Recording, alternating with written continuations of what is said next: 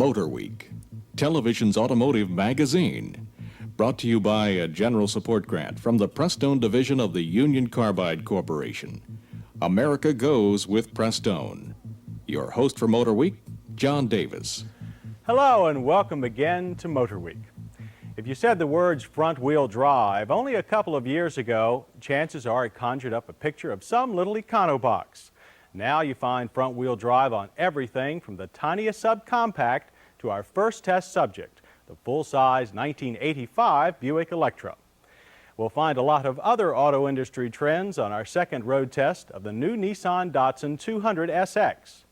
Pat Goss will be answering the latest batch of tough questions sent in by viewers, and Joyce Braga will take a quick spin in the new Maserati Bi-Turbo. As for the first combatant this week, it's the first of its kind. From Buick, the all-new 1985 Electra. All new is an understatement here, for along with the Oldsmobile 98 and Cadillac Fleetwoods and DeVilles, this C-body signals the start of the long-awaited switch to front-wheel drive for General Motors' biggest, most luxurious models.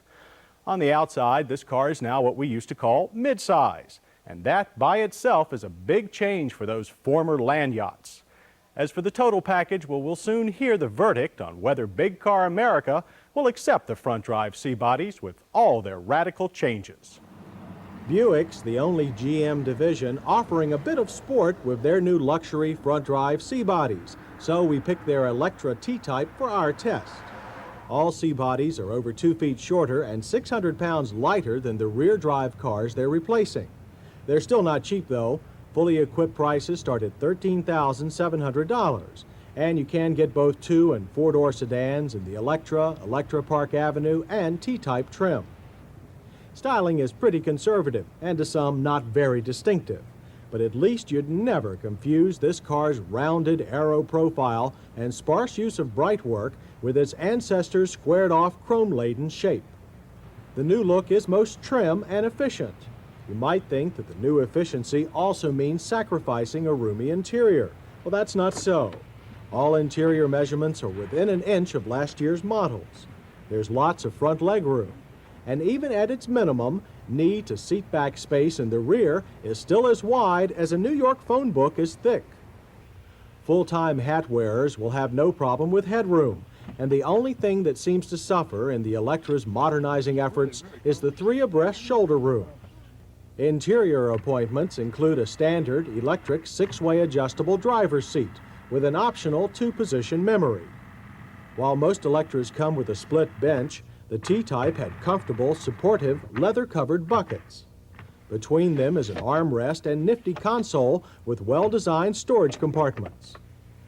Overhead at the flush-mounted windshield is a map and interior light pod, along with unique sun visors that have translucent tabs for blocking any glare that might creep in behind the rearview mirror. Other Electras have their share of plastic wood, but the T-Type is mostly in brushed metal gray tones. Another nice touch, the left end of the dash face actually pops off for easy access to fuses.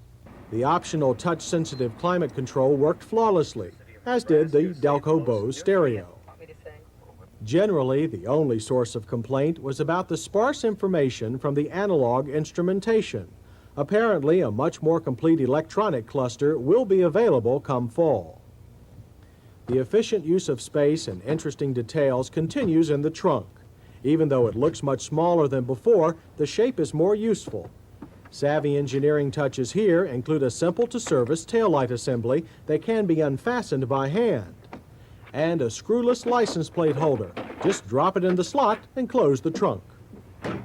But if you really want to be impressed by the technical care that went into the Electra's design, just tilt open the over-the-fender hood. Not unlike a Saab 900's, the hood provides good engine access while eliminating traditional hood seams that never look straight. The good vibrations continue with the T-Type's transversely mounted 3.8-liter port-injected V6. Coupled with a super smooth 4-speed overdrive automatic transaxle, it is much preferred over the base Electra's carbureted 3-liter power plant. In fact, fuel economy is actually higher for the larger motor. EPA ratings of 21 city and 33 highway were confirmed with our fine Motor Week test loop of 27. A 4.3-liter V6 diesel is also available. Although our car's gasoline V6 is only rated at 125 horsepower and 195 pounds of torque, off-the-line acceleration is still impressive. While power is as expected, low to mid-range, times of 12 seconds for 0 to 60 miles per hour and an 18.3-second 71-mile-per-hour quarter mile are still very good for any full-size, upper-middle-class family car. But old-time Electra owners are in for their biggest shock when it comes to ride and handling. With independent strut suspension at all corners, the roller coaster gyrations and copious front-end plow of former GM Luxo boats is now ancient history. Even though our T-Type had the slightly firmer Grand Touring package, the ride was still smooth.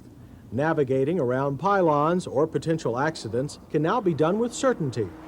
While this is still no sports car and the chassis is set up to understeer more than a little, we do think the suspension can take a lot quicker steering than the power rack and pinion unit provided.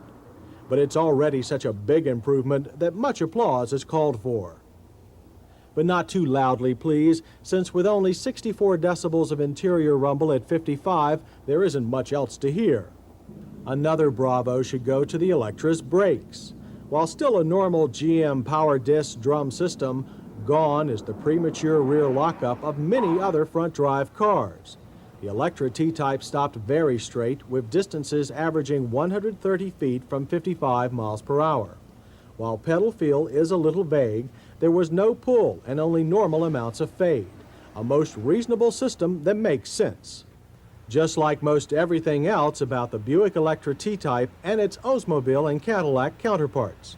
Apparently buyers agree too, since heavy initial sales have eliminated GM's worries about public acceptance of the new C-bodies. And that's good, since with all the drastic changes that we found in this Buick Electra T-Type, it's clear that they're all for the better.